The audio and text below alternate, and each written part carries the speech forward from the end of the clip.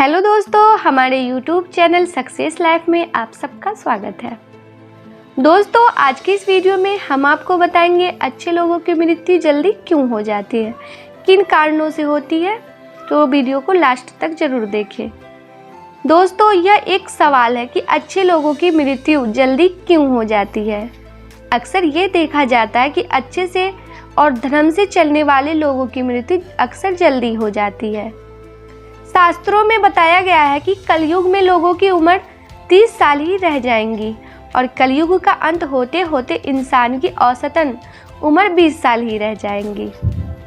आपने ये भी सुना होगा कि भगवान अच्छे लोगों को जल्दी बुला लेते हैं। दोस्तों, धर्म कोई सा भी हो क्यों ना हो, हर किसी में यही बताया गया है कि जिसने इस धरती पर जन्म लिया है उसकी मृत्यु निश्चित है।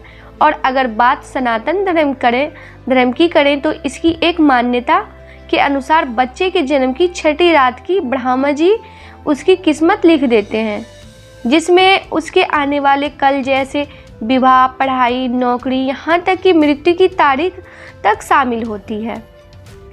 यह निर्णय तो भगवान ही करते हैं कि किसकी उम्र कितनी है। आपने ये कहावत भी जरूर सुनी होगी कि जितनी चाबी भरी राम ने उतना चले खिलौना। तो दोस्तों, इस कहावत में साफ है कि किसकी मृत्यु कब होनी है तो भगवान ही तय करते हैं। वैसे तो अच्छे लोगों की मृत्यु जल्दी हो जाने के पीछे कई कारण हैं, लेकिन पहला कारण समझने के लिए आपको यह जानना होगा कि हम जो कुछ भी इस जन्म में करते हैं उसका जवाब हमें ऊपर यमराज को देना होता है। अगर आपके पाप का पलड़ा भारी होता है तो उसे नरक में यातनाएं काटनी पड़ती है, और अगर पुण्य का पलड़ा भारी हो तो ये स्वर्ग का सुख मिलता है। और यही चक्र कई युगों तक चलता रहता है जब तक उसे मोक्ष की प्राप्ति नहीं हो जाती। इस मृत्युलोक में हर कोई अपने किए की सजा ही भोगते हैं। कोई आत्मा इंसान बनता है तो कोई जानवर शरीर में प्रवेश करती है, तो ये उसके संचित कर्मों के आधार पर ही तय होता है। इसके अलावा उसे जन्म देने वाले माता पिता के संस्कार भी उसके अंदर आते हैं। इसके बाद वो जो कर्म करेगा उसके हिसाब से उसे पुण्य आत्मा या फिर दुर्द आत्मा कहा जाता है। अब यही पुण्य आपकी मृत्यु की तारीख को भी बदलते हैं। जिस तरह से एक जज जेल में रहने वाले कैदी के व्यवहार को देखकर उसकी सजा कम कर देता है, ठीक उसी तरह भगवान भी देखते हैं कि इंसान मृत्युलोक में जाने के बाद उसके यानी कि अच्छे कर्म कर रहा है और उसे अपने किए की सजा मिल चुकी है, और जब उन्हें लगता है कि अब उसे मृत्युलोक में नहीं रहना चाहिए तब वो उसे बुला लेते हैं। भगवान के दंड विधान के अनुसार हर व्यक्ति को केवल उतना ही दंडित किया जाना चाहिए जितना उसके पाप किया है। अब क्योंकि अच्छे लोगों के पाप कर्म बुरे लोगों के पाप कर्मों की तुलना में अधिक होते हैं, इसलिए अच्छे लोग अपने पापों का फल जल्दी ही भोग लेते हैं। हिंदू धर्म में मान्यता है कि भगवान हर अच्छे आदमी को किसी न किसी उद्देश्य के साथ ही इसे मृत्युलोक में भेजते हैं, और भगवान का अपना अवतार उन्हीं उद्देश्यों में शामिल है। इसलिए जब वो उद्देश्य जल्दी पूरे हो जाते हैं तब भगवान उन्हें वापस बुला लेते हैं। अर्थात अच्छे लोगों की मृत्यु उनके अच्छे कर्मों पर ही निर्भर करती है। इसके अलावा आपको यह भी बता दूं कि जो लोग ये कहते हैं कि मरने के बाद इंसान खाली हाथ जाता है, उन्हें ये जान लेना चाहिए कि 3 चीज़ें ऐसी हैं जो मरने के बाद भी उसके साथ जाती है। एक है संचित कर्म, दूसरा है स्मृति और तीसरा है जागृति।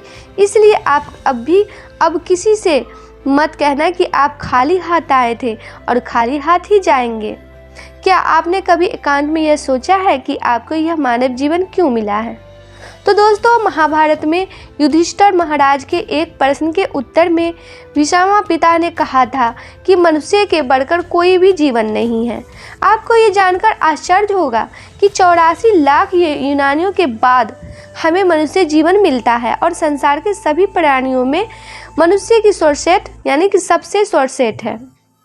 इसकी वजह है मनुष्य में सत्य एवं असत्य का विवेक कराने वाली हमारी बुद्धि का होना। लेकिन इस धरती पर हम दुनियादारी के चक्र में कुछ इस तरह फंस जाते हैं कि हमारी बुद्धि सीमित दायरे में ही सिमट कर रह जाती है। हम संस्कारों सुखों को ही सब कुछ मानकर उसमें लिप्त हो रहने में ही अपना सौभाग्य और अपने जीवन की सफलता का समझते हैं। यही गलती हम कर जाते हैं, क्योंकि इसके बावजूद कोई भी व्यक्ति यह दावा नहीं करता है कि वह पूरी तरह से सुखी है। सच्चाई यह है कि हमें सामान्य मानव जीवन के उद्देश्य की पूर्ति के लिए निरंतर प्रयास करते रहना चाहिए। यह सच है कि आपने अपने परिवार का भरण पोषण की जिम्मेदारी हमारी है और हमें इसे हर हाल में निभाना चाहिए। लेकिन क्या आपको यह मालूम है कि आप कहाँ से आए हैं और आपको कितने दिनों तक, यहाँ कितने सालों तक इस जगह पे रहना है और आपकी मंजिल क्या है? तो इन प्रश्नों के उत्तर में ज़्यादातर लोग यही कहते हैं कि पता नहीं, ऐसे लोग बड़े ही अजीब होते हैं। वो यात्रा तो कर रहे होते हैं पर यात्रा के संबंध में उन्हें कुछ जानकारी नहीं होती।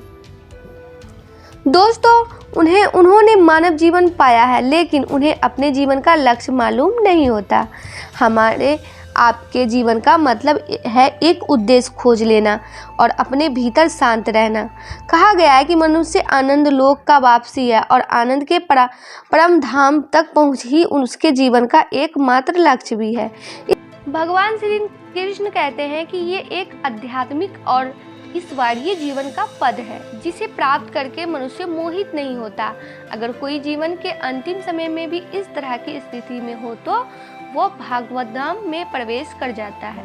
मनुष्य कृष्ण वामन या दिव्य जीवन को एक क्षण में तुरंत प्राप्त कर सकता है और हो सकता है कि उसे लाखों जन्मों के बाद भी यह प्राप्त ना हो। दोस्तों, यह तो तय है, यह तो सत्य है को समझने और स्वीकार करने की बात है। भगवत गीता कहती है कि वास्तविक जीवन का शुभ आरंभ इस बौद्धिक जीवन के पूरे होने पर होता है। दोस्तों, इन सभी बातों से यह तो स्पष्ट होता है कि हम सभी एक निश्चित समय के लिए धरती लोक पर आते हैं और कुछ विशेष कर्मों को करने के लिए आते हैं। जब हमारे कर्म पूरे हो जाते हैं और जीवन के लक्ष्य प्राप्त हो जाते हैं तो प्रभु हमें परलोक में एक सजग जगह प्रदान करते हैं। भगवान कृष्ण और अन्य कहते हैं कि वास्तविक जीवन तब शुरू होता है जब हम ये भौतिक जीवन समाप्त कर लेते हैं। मित्रों, जब लोग सदाचारी होते हैं और जीवन में अच्छे कर्म किए होते हैं, वे वास्तव में विशेष होते हैं। जब उनकी मृत्यु का समय निर्धारित हो तो दोस्तों उनके इस दुनिया को छोड़कर आगे की यात्रा जारी रखनी होती है। तो मित्रों, आज की इस वीडियो में इतना ही। आपको ये जानकारी कैसी लगी हमें कमेंट बॉक्स में ज़रूर बताएं और आपको क्या क्या जानकारी अच्छी लगी हमें कमेंट करके ज़रूर बताएं। आज के लिए बस इतना ही। दोस्तों, आपको ये वीडियो पसंद आया है तो लाइक करिएगा, दोस्तों को शेयर ज़रूर करिएगा, चैनल को सब्सक्राइब करके बेल आइकन को ज़रूर दबाइएगा ताकि आने वाला वीडियो आपको सबसे पहले मिले। दोस्तों, मिलते हैं अगले वीडियो में। तब तक के लिए goodbye and thanks for watching my